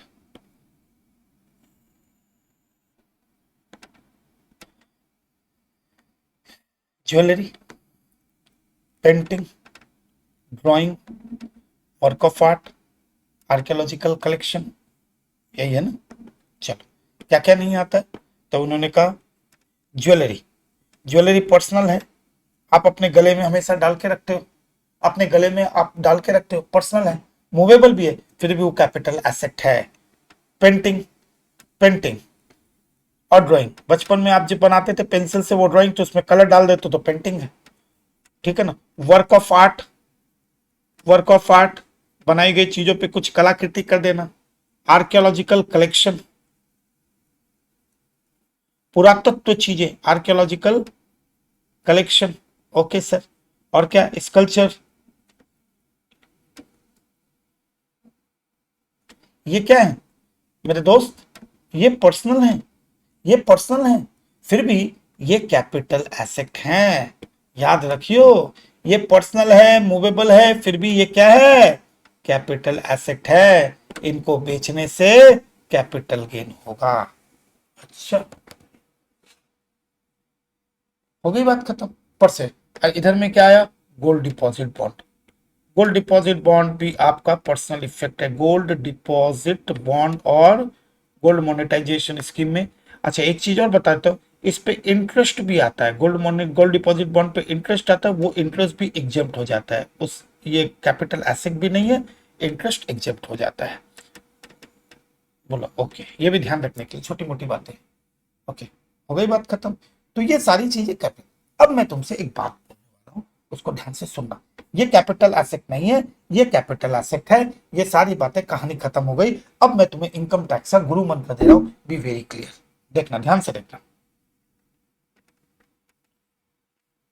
हम अपने से किसी से भी पूछते हैं तो अब आपके मन में एक सवाल आएगा कि सर एक बात बताओ, जो आरजू के घर में जो सोफा था, हाँ सोफा था, आरजू के घर में जो टीवी था, आरजू की जो गाड़ी थी, या आरजू के घर में जो टेबल था, एकदम टेबल था, आरजू ने उसको बेच दिया, किसी दीवाने ने खरीद लिया। ऐसे तो सड़ी गली चीजें थी, सब यूज हो चुकी थी, 5 साल आरजू तभी ना निकाल रही है घर से जब सड़ गया, किसी दीवाने ने खरीद लिया। दीवाने तो दीवाने ही होते हैं ना। और आरजू को उस सेल के कारण प्रॉफिट हो गई 2 लाख रुपए की, पता नहीं कैसे हो गई, इसलिए मैंने बोला कि दीवाने ने खरीद लिया भाई, प्रॉफिट हो गई 2 लाख रुपए की। अब आरजू के मन में पहला क्वेश्चन, शशि 2 लाख की प्रॉफिट हो गई, मैंने कहा कहां, बोला मैंने कहा कहां डालोगे आरजू, अब तुम लोग भी आंसर दे दो कहां डालोगे। तो अर्जुन ने कहा सर सैलरी होगा नहीं, I am very good in taxation. Arzoo is saying in this, English में बोल रही है Arzoo, I am very good in taxation sir, this 2 lakh is not an income under the salary because there is no employer-employee relationship. Super Arjun. Sir, then this is not an HP also. Why? Because there is no landlord and tenant. Wow, super. This is not my business. This is not my commercial activity. This is an old scrap asset which we are supposed to be disposed. Okay, though it's not a business. Oh, it's not a capital gain. मैंने कहा why it's not a capital gain? Because sir you told me ना personal effect, वो sofa, वो TV, वो car, वो table, ये सारी चीजें कहां चली गई सर, ये तो पर्सनल है, कैपिटल एसेट नहीं है। अच्छा कैपिटल गेन नहीं, तो sir I am very good in taxation. मैंने कहा yes you are too good, अभी तक तुम्हारा नॉलेज बहुत अच्छा है sir. IFOS super, very good, love you, ठीक IFOS। तब मैंने कहा अर्जुन चल मैं तुम्हें एक नई चीज सिखाता हूं, अच्छा। बोला क्या, अब इसमें क्या सिखाओगे सर, ये देखो आज से ये जान के रखो, रिसिप्ट आपको आपके अकाउंट्स के सर ने भी सिखाया होगा, आपके टैक्सेशन के सर भी सिखाने वाले हैं, उनको उतना ज्ञान नहीं है, अकाउंट्स वाले बड़े टीचर होते हैं, हम लोग को उतना आता नहीं है। 2 तरीके की रिसिप्ट होती है, एक को हम लोग कहते हैं कैपिटल रिसिप्ट और एक को हमने नाम दिया रेवेन्यू रिसिप्ट। ध्यान से सुनना, मैंने कहा ना जो आप सुनने वाले हो ना दादा, जो बिजनेस की प्रॉपर्टी बेचकर गेन होगा वो बीपी, बिजनेस की प्रॉपर्टी को गेन होके डिप्रिसिएबल एसेट होगा, और वो डिप्रिसिएबल एसेट में पहले डिप्रिसिएशन का इंपैक्ट देखेंगे, शॉर्ट टर्म कैपिटल गेन भी जनरेट करेंगे, वो डिप्रिसिएशन से रिलेटेड है। ओके देखो कैपिटल रिसिप्ट एक्ट ने क्या लिखा है ये जान लो। एक्ट लिखता है कैपिटल रिसिप्ट जो भी आएगी वो ऑलवेज एग्जम्प्ट हो जाएगी,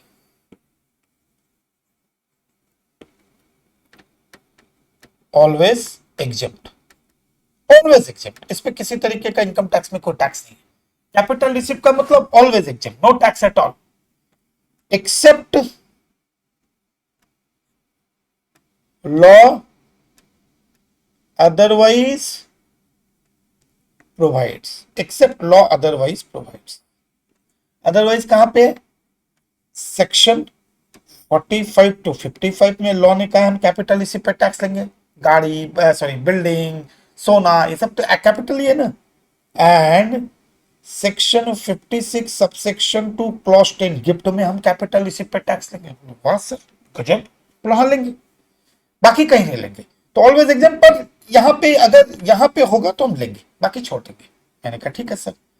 रेवेन्यू रिसिप्ट के लिए लॉ क्या कहता है, रेवेन्यू रिसिप्ट के लिए लॉ कहता है revenue receipt salary income agriculture ये वो है ना आता है ना जो भी रेवेन्यू ऑलवेज टैक्सेबल, वो कहता है always taxable except law otherwise provides, except law otherwise provides. Law अगर कहता है तो कहां पे लॉ, यहां पे एक्सेप्ट है, सेक्शन 10, पूरा सेक्शन 10 में एग्जम्प्ट इनकम की बात की गई है, तो वो इनकम एग्जम्प्ट इनकम है। जैसे इंटरेस्ट की बात की, इंटरेस्ट ऑन सेविंग अकाउंट है तो रेवेन्यू रिसिप्ट, पर सेक्शन 10-15 में बोला एग्जम्प्ट है तो एग्जम्प्ट कर दिया हमने। तो रेवेन्यू रिसिप्ट पे हमेशा टैक्स लगेगा, कैपिटल रिसिप्ट पे एग्जम्प्ट होगी, पर इस दो जगह को छोड़ के। इसलिए अगर मैं कहूं कि आरजू ने, ध्यान से देखना, आरजू ने अपनी गाड़ी बेची, पर्सनल गाड़ी, पहली बात आरजू ने अपनी गाड़ी बेची पर्सनल गाड़ी, और प्रॉफिट हो गई, होनी नहीं चाहिए फिर भी हो गई, प्रॉफिट हो गई 50,000 की। ठीक, सबसे पहले आप इनकम टैक्स में एज ए चार्टेड अकाउंटेंट आपका पहला काम क्या होगा? सर क्या करना है? कुछ नहीं, सिंपल सा पहले देखना, ये जो पर्सनल गाड़ी है क्या ये कैपिटल एसेट है? Capital asset under section 2 subsection 14? Answer 2 होगा हमेशा से, आंसर होगा यस या आंसर होगा नो। अगर आंसर यस हुआ तो आप कैपिटल गेन में लेके जाओगे, और आंसर होगा नो, आंसर होगा नो तो फिर ठीक है, तो not covered under section 45 to 55, so not taxable. तो जो लोग आईएफएस बोल के कूद रहे थे उनका कॉन्सेप्ट क्लियर हो गया। तो एक पर्सनल गाड़ी जो आईएफएस बोल के कूद रहे थे उनका आज के बाद डाउट क्लियर हो गया।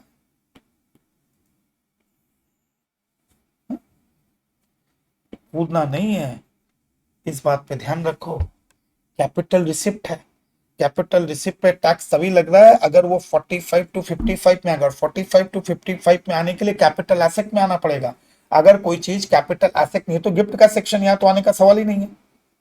अगर कैपिटल रिसिप्ट नहीं है तो कैपिटल गेन हो ही नहीं सकता, और कैपिटल गेन अगर नहीं हुआ कि 45 to 55 में फॉल नहीं किया तो ऑलवेज एक्सेप्ट। कैसा लगा? मैंने कहा था ना कुछ नया सिखाऊंगा। जो पूरे के पूरे इनकम टैक्स का सबसे बड़ा पिलर है, 90% बच्चों को नहीं पता होता इतनी बड़ी चीज को लेके, सब अदर सोर्स में भागते हैं। अब बता दो अदर सोर्स ना, क्यों? गलत है सर। ये हम क्या कहेंगे? ये हम क्या कहेंगे? Not covered under section 2 subsection 14। तो कैपिटल एसेट नहीं है, इससे जो प्रॉफिट होगी वो क्या हो जाएगी? एक्सेप्ट।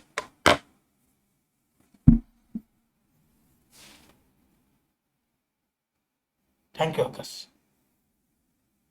है ना इनकम टैक्स कितना मजेदार है?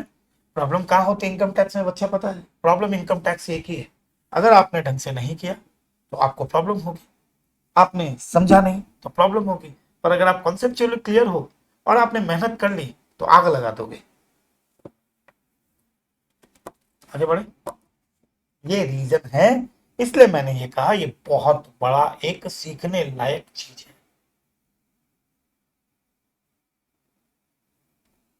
क्योंकि इसके बिना तो आपका टैक्स ही जीरो हो गया ना। आप एक लॉजिक लगाओ, इस नॉलेज के बिना तो आपका टैक्स जीरो है। आपको अगर ये पता ही नहीं कैपिटल रिसिप्ट और रेवेन्यू रिसिप्ट का गेम कितना बड़ा है तो आप तो हमेशा अदर सोर्स में भागोगे, आप तो बर्बाद हो गए ना। आपका टैक्सेशन कभी क्लियर ही नहीं हो सकता है। आप तो बोल दिए गाड़ी को बेचा, सोफा को बेचा, अदर सोर्स। अरे भैया सोफा को पहले देख, कैपिटल एसेट है, एसेट तो है, रियल लाइफ का तो एसेट ही है, अपने बाबूजी ने खरीदा तो एसेट था, पर क्या वो सेक्शन 214 का एसेट है? नहीं है। 214 का एसेट नहीं है तो कैपिटल गेन में नहीं आया, कैपिटल गेन में नहीं आया, कैपिटल रिसिप्ट है, कैपिटल रिसिप्ट पे टैक्स ही नहीं लगता है। यस को करना ही है। अगर ये बिजनेस हुआ तो बिजनेस इनकम पे टैक्स देना पड़ेगा, वो स्टॉक ही ट्रेड हो जाएगा ना। अगर तुम्हारा बिजनेस है तो एसआईटी हो गया, एसआईटी हो गया तो बिजनेस इनकम। चल ये हुआ एक हिस्सा, अभी अभी तो कितने हिस्से तुम्हें सीखने बाकी हैं। ये हुआ एक हिस्सा। Okay sir,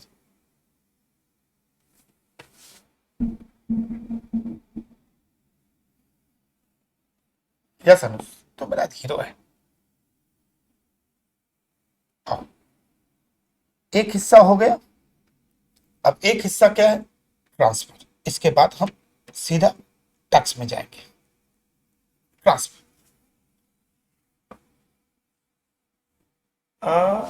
Vedanta sir, what if a retailer invoice a TV at a discount to a relative and the relative sell it further at MRP at a personal asset, will the profit of relative will be exempt? Why relative will be exempt?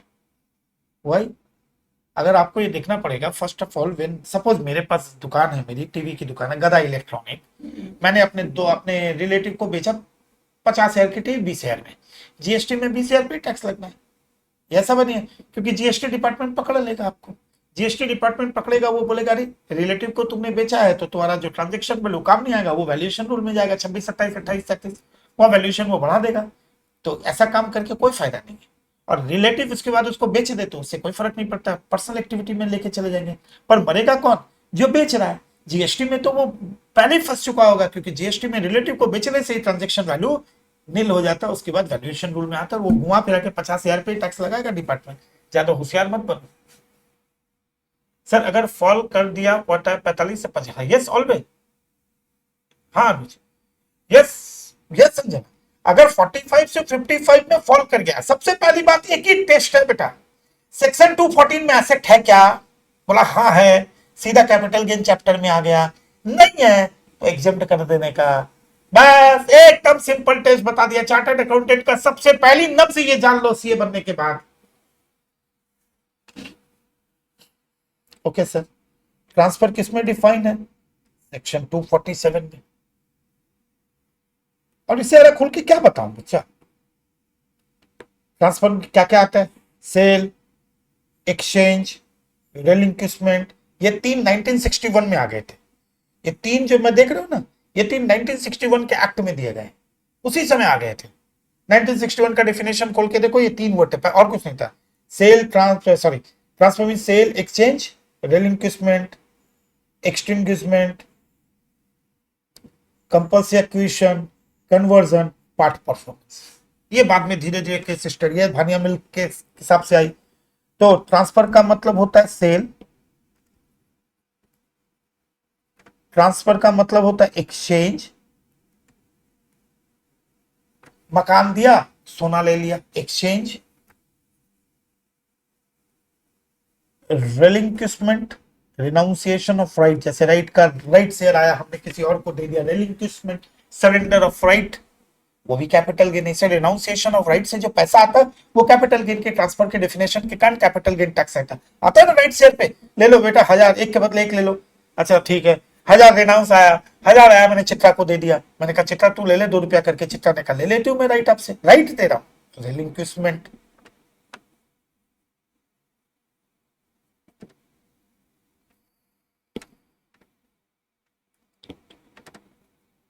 Extinguishment, complete destruction, building जल गई natural calamity से, insurance compensation मिला, extinguishment. Conversion of capital asset into SIT, compulsory acquisition of capital asset, compulsory acquisition of capital asset under law, सरकार ने लिया। Okay. And last, part performance of a contract, part performance of contract, इसका relation HP के साथ भी है, बहुत जगह ही आता है। पार्ट परफॉर्मेंस ऑफ कॉन्ट्रैक्ट, इसे हम कहते हैं ट्रांसफर प्रॉपर्टी एक्ट, टोपा, ट्रांसफर ऑफ प्रॉपर्टी एक्ट 1882। ये हो गया ट्रांसफर। इसको हम लोग कहां पे करेंगे? इसको हम लोग सेक्शन 45(2) में डील करेंगे। मैं इसको सेक्शन 45(1)(a) में डील करूंगा। मैं इसको सेक्शन 45 सबसेक्शन 5 में डील करूंगा। इसे सेक्शन में डील करूंगा, जहां जहां आएगा वहां वहां डील करते हुए चलेंगे। जब कैपिटल गेन पढ़ेंगे तो ट्रांसफर की डेफिनेशन हो गई, बोला यस सर हो गई। अब आगे बढ़ जाएं। Time up.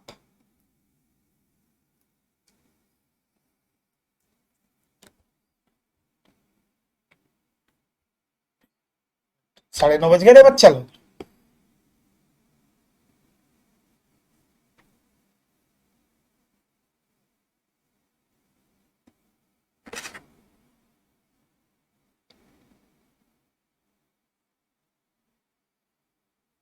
लो रुका हुआ बेटा,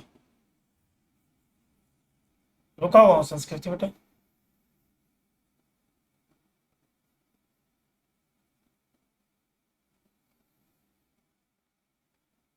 ये रहा लास्ट स्लाइड, ये रहा।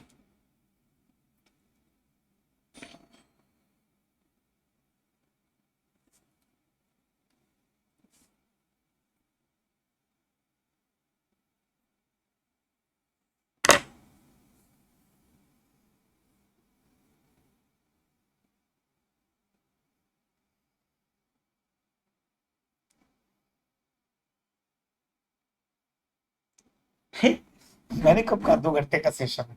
मैं तो 1.5 घंटे का सेशन को है।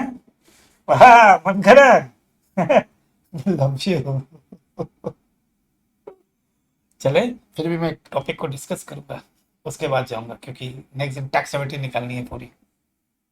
ठीक है ना? चले स्टार्ट। आई, आओ दादा। ये जो कैपिटल एसेट है ना,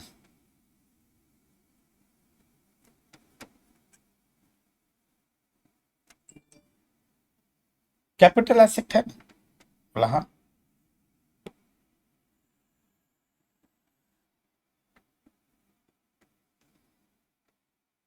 ये 2 तरीके का होता है। एक को हम लोग लॉन्ग टर्म कहते हैं, एक को हम लोग इसको क्या कहते हैं, लॉन्ग टर्म एसेट, और दूसरा कहते हैं शॉर्ट टर्म एसेट।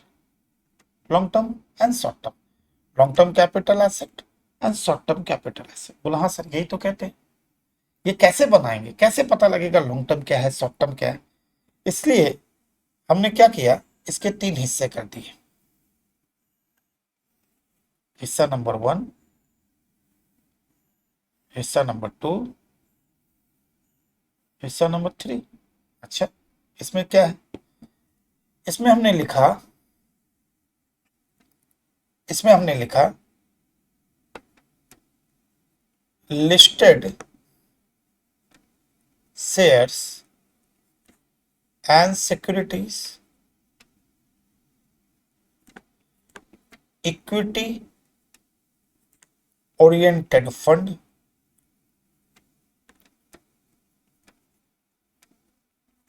इसमें हमने लिखा units of UTI mutual fund, इनमें हमने लिखा जीरो कूपन बॉन्ड।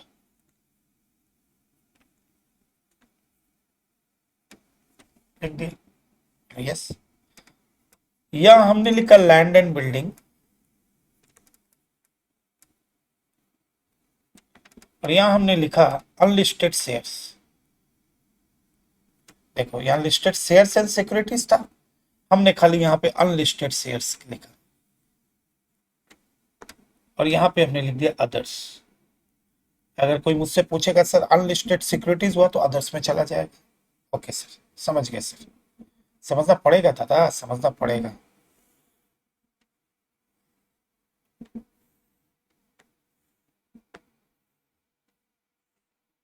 इसमें क्या है, इसमें बोला होल्डिंग पीरियड को चेक करो। ये जो भी एसेट है उनका होल्डिंग पीरियड चेक करो।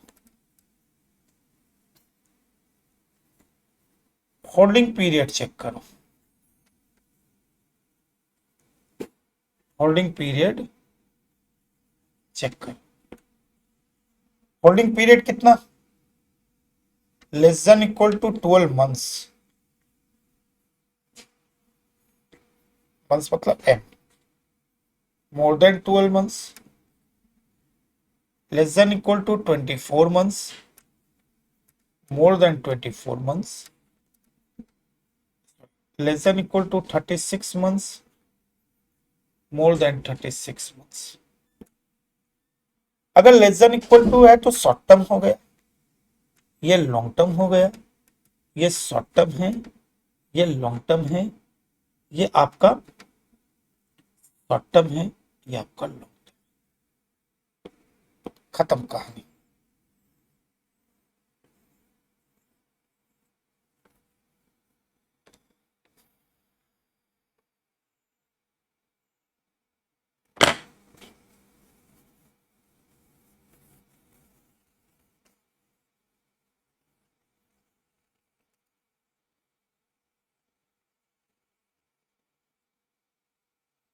नोटेड?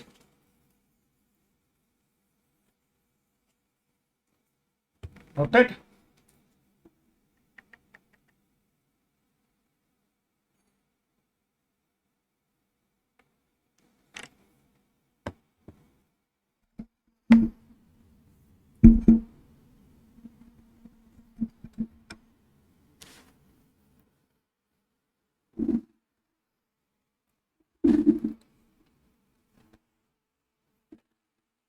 ओ किशोरी मो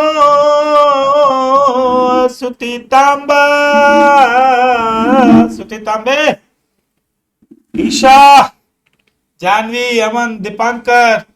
तो हम यहाँ पे अपने सेशन को यही करते हैं। नेक्स्ट कल हम नेक्स्ट सेशन में जब जाएंगे, that is on Sunday, Monday, Wednesday, Friday and Sunday. Sunday को सेशन भी है और जूम कॉल भी है, दोनों याद रखिएगा संडे को। और मैं उम्मीद करता हूं आपको जैसी भी क्लास लगी जरूर अपना फीडबैक दीजिएगा। Thank you very much and love you all. ठीक, संडे को दोनों चीजें हैं आपकी। अच्छे से रिवीजन करते हुए रहना। रिवीजन में टाइम नहीं लगेगा, 5 मिनट। मैं तो रिवाइज कराऊंगा आने के बाद, फिर भी क्लास में आने के पहले 5-10 मिनट रिवीजन करो, ठीक है। और अपना बाकी सब्जेक्ट पे ध्यान दे दो। ज्यादा दिमाग मत लगाना यहाँ पे, इसका दिमाग मेरे पे छोड़ दो, ये मुझ पे छोड़ दो। बाकी अपना शेड्यूल बना दूंगा, बाकी सब्जेक्ट पे फोकस करो, इसके ऊपर मेरे को छोड़ दो, मैं देख लूंगा। Thank you.